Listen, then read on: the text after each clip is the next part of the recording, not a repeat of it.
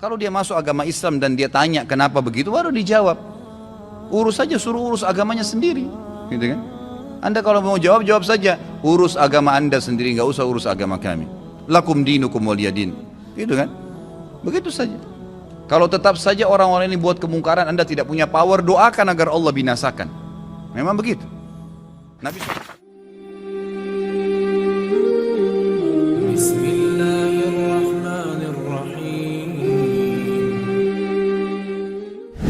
Apa urusannya dengan Nabi SAW menikah dengan Aisyah? Apa urusannya dia mau mengurus Nabi kita? Gak ada urusannya itu, gitu kan? Gak ada urusan sama sekali. Apa urusannya mereka mau mencampuri Nabi kita, mau menikah 9 kah, mau menikah 2 kah, mau menikah 3 kah? Itu kan Nabi kita, terserah. Kalau dia masuk agama Islam dan dia tanya kenapa begitu, baru dijawab. Urus saja, suruh urus agamanya sendiri, gitu kan? Anda kalau mau jawab, jawab saja. Urus agama Anda sendiri, nggak usah urus agama kami. Lakum dinukum waliyadin, gitu kan? Begitu saja. Kalau tetap saja orang-orang ini buat kemungkaran, Anda tidak punya power, doakan agar Allah binasakan. Memang begitu. Nabi SAW kunut nazilah sebulan. Waktu beberapa sahabat Nabi hafid Quran diutus oleh Nabi SAW untuk menjadi guru ke satu suku Arab. Suku Arab ini datang ke Madinah mengatakan, wahai Rasulullah, syahadat. Ternyata mereka munafik, mereka pura-pura. Kirimlah bersama kami beberapa sahabat Anda yang hafal Quran agar bisa mengajarkan kami. Nabi SAW dengan polos kirimin. Di tengah jalan dibunuhin sahabat-sahabat Nabi itu. Mereka sepakat dengan itu. Nabi SAW tidak tahu posisi suku itu di mana. Datang tiba-tiba syahadat dengan husnudzon dikirim. Maka Nabi SAW kunut nazilah. Kunut nazilah dikerjakan 5 waktu sholat. Subuh, duhur, asar, maghrib, isya. Kunut terus. Minta agar Allah binasakan mereka. Sampai Allah turunkan adab, satu suku semuanya mati. Itu boleh saja, gitu kan? Doakan agar Allah datangkan musibah kepada mereka. Itu hak kita, gitu kan? Bagaimana kalau seandainya ada orang sekarang yang mencaci maki Nabi Isa? Kita saja umat Islam pasti bisa marah, karena itu Nabi kita juga. Rukun iman kita iman kepada para Nabi. Kalau ada yang mengatakan Isa bukan Nabi, Isa begini, orang Islam punya hak untuk marah, karena itu juga adalah Nabi Allah, gitu kan? Kalau ada orang menghina Nabi Isa dan orang Nasrani nggak marah, itu aneh, gitu kan? Mereka harus marah, wajib marah, karena nabinya dihina. Karena gitu. Jadi kalau Nabi Muhammad SAW dihina, wajar kita marah. Bagaimana caranya orang tidak marah? Nabi kita, panutan kita, kita yakini dia utusan Allah. Gak usah jadi pengikut umat, gak usah jadi pengikut Nabi Muhammad SAW kalau tidak bisa membela beliau. Gitu kan? Kehidupan dunia ini sebentar, saudaraku. Sebentar kehidupan dunia ini. Sampai kapan? Demi Allah, saudaraku. Kita ini membutuhkan sekarang, laki-laki di sini yang hadir, yang mendengarkan suara saya dan ini mengikuti ceramah kita. Kita membutuhkan sekarang orang-orang mukmin yang imannya iman baja, bukan iman kerupuk. Yang kita butuh ini sekarang ikhwah sekalian dan akhwat di belakang sana yang mendengarkan saya dan mendengarkan ceramah ini. Kita butuh iman-iman baja yang kalau malam bangun dari ranjang, lawan syaitan untuk sholat tahajud, bukan tidur terus-menerus. Kita membutuhkan iman baja ikhwah sekalian dan akhwat sekalian yang pada saat azan ke masjid, sholat, apapun tantangannya. Pada saat musibah datang bersabar mereka. Pada saat jihad dikumandangkan mereka berjihad di jalan Allah Subhanahu wa taala. Memang hidupnya untuk Allah Subhanahu wa taala. Kita butuh iman yang seperti ini. Ya memang baja apa yang Allah perintahkan, apapun tintangannya, halangannya kita lakukan. Enggak peduli dengan dunia ini, apapun orang mau katakan. Akhwat kita di belakang sana, kami butuh sebagai laki-laki seorang ibu seperti Nusaybah binti Ka'ab, sahabiat yang luar biasa. Pada saat jihad dikumandangkan, Nusaybah binti Ka'ab membangunkan suaminya tengah malam mengatakan, wahai suamiku besok jihad, ikutlah. Dibangunkan anak laki-lakinya 5 orang, semua dikatakan anak-anakku bangunlah, besok jihad, ibu pun akan ikut. Semuanya satu keluarga pergi jihad. Ini yang namanya mukminah, imannya baja. Bukan suaminya mau bangun sholat malam, sebentar mas, jangan bangun dulu. Malah kempes, dikempesin. Suaminya mau poligami, jangan, saya cemburu. Hukum Allah Subhanahu wa taala. Kita butuh wanita mukminah seperti Aisyah radhiyallahu anha. Waktu Nabi SAW menikah dengan Zainab, disambut oleh Aisyah dengan senyum karena dia tahu ini hukum Allah, gitu kan? Masalahnya imannya iman baja, bukan iman kerupuk yang diketuk langsung pecah. Nah ini yang membuat umat Islam lemah, karena iman kita kendor, kempes, tidak ada apa-apa. Sedikit godaan syaitan, dibising sedikit langsung kendor. Pakai jilbab besar, kemudian digoda sama temannya, sedikit saja, oh kamu alim ya, ditinggalkan jilbabnya. Subhanallah. Kita butuh orang-orang mukmin dan mukminah yang hadir di majelis ilmu dengan iman baja. Memang mau mempelajari hukum Allah SWT halal haram. Seperti ini Anda hadir ini iman baja namanya. Hadir di majelis ilmu sebagaimana orang-orang fasik. Mau berapa jam dari malam sampai subuh di diskotik. Tidak rasa capek tuh.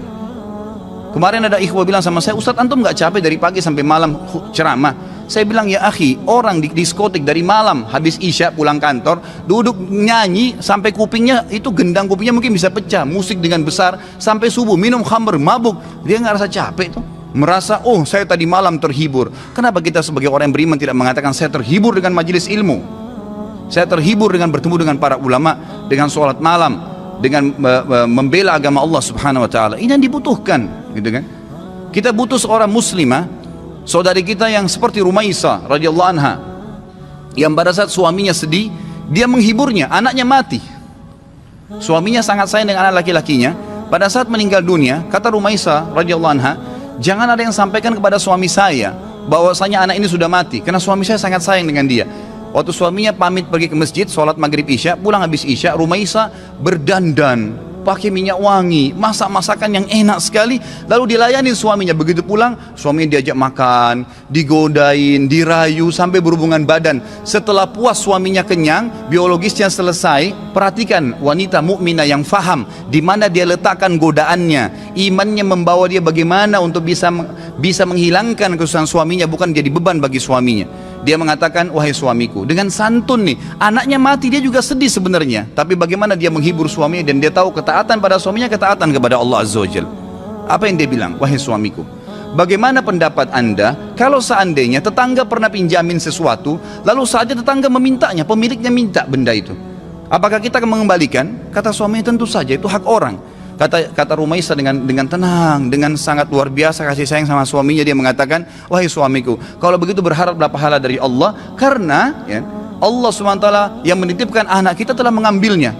Suaminya langsung marah, mengatakan, kenapa kau tidak cerita dengan saya, wahai Rumaisa? Kau membiarkan saya memakan makanan, menikmatin tubuhmu, lalu kemudian kau memberitahukan setelah itu bahwasanya anak kita mati, gitu kan? Dengan sangat tenang. Lalu kata Rumaisa, itulah yang saya ingin lakukan untuk menghiburmu. Lalu kata suaminya, saya akan laporkan kepada Nabi SAW. Suaminya pergi ke Nabi SAW malam itu, berkata, ya Rasulullah, begini yang terjadi. Nabi SAW senyum, ya, lalu berkata, apakah kalian berhubungan malam itu? Kata keduanya, iya ya Rasulullah. Kata Nabi SAW, semoga Allah berkahi, betul hamil dari gara hubungan malam itu. Dan tahun depannya lahir seorang anak mujahid dari kalangan sahabat yang hanya besar mati syahid di jalan Allah Subhanahu Wa Taala. Ini yang kita butuhkan, orang-orang yang punya iman, ikhwah sekalian. Sampai kapan kita mau berlalai-lalai, gitu kan? Sampai kapan kita mau berlemah-lemah? Malu dengan pakai busana muslim, subhanallah, gitu kan? Malu dengan simbol Islam, subhanallah. Nggak usah jadi muslim sekalian. Saya berapa kali nasihati ikhwah dan akhwat saya, kalau ada yang bertanya, Ustaz, ada satu tetangga saya, ada saudara saya murtad, bagaimana saran anda? Saya bilang, tinggalin dia. Islam gak butuh dengan orang murtad, biarin dia murtad, masuk neraka sendiri. Kenapa kita harus bingung dengan satu orang murtad dan kita tinggalkan orang-orang tetangga kita muslim yang butuh bantuan makan, yang kalau diajak ke masjid mau sholat, itu yang kita dakwahin. Orang yang tidak mau iman tinggalin aja, gak usah diikutin, gitu kan? Ngapain kita berjalan di belakangnya merayu dia untuk supaya dia kembali ke dalam Islam? Gak usah. Doain mungkin, mendakwahin boleh, tapi gak usah kita sedih, ya kan gitu. Jadi kita harus menetapkan semua pada tempatnya masing-masing. Kita butuh figur Abu Bakar yang semua tegak dengan keyakinannya, figur Umar yang memang syaitan lari dari dia. Tahu kenapa ikhwas sekalian syaitan lari dari Umar? Karena Umar betul-betul yakin semua yang Allah perintahkan benar, yang dilarang itu salah, ditinggalkan. Dan Umar bin Khattab semuanya dengan tegar, dengan iman baja yang dia lakukan. Malam bangun sholat, nggak ada ceritanya syaitan mau godain ditepis sama dia, nggak ada. Syaitan hanya habis akal, bagaimana caranya goda orang seperti ini, nggak bisa, gitu kan? Karena dia betul-betul memang itu tinggal ditinggalin. Dan itu hanya dengan iman, ikhwas sekalian. Ini hanya dengan iman. Sampai kapan kita mau terus-menerus membiarkan iman kita sehari begini dan sehari begitu? Sampai kapan antum mau mengatakan, dan perempuan di antun di belakang mengatakan, sampai kapan kita mau mengatakan, oh iya nanti, oh iya ya, oh iya ya, sampai kapan oh iya ya ini? Sampai malaikat maut mencabut roh kita baru kemudian kita mau sadar? Subhanallah.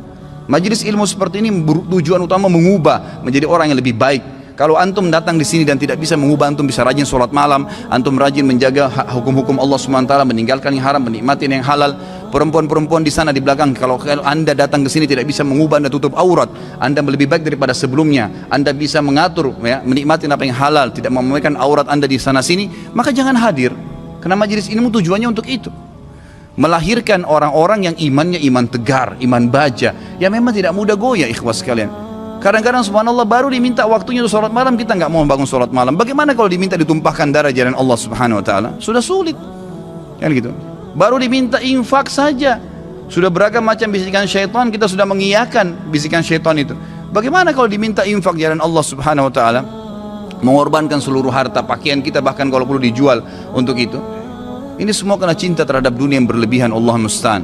Semoga Allah SWT yang di langit sana yang melihat kita ini menjadikan kita orang-orang yang terpilih di kalangan hamba-hambanya yang dipenuhi imannya dengan iman baja insyaAllah dalam hati dan meninggal dalam keadaan syahid.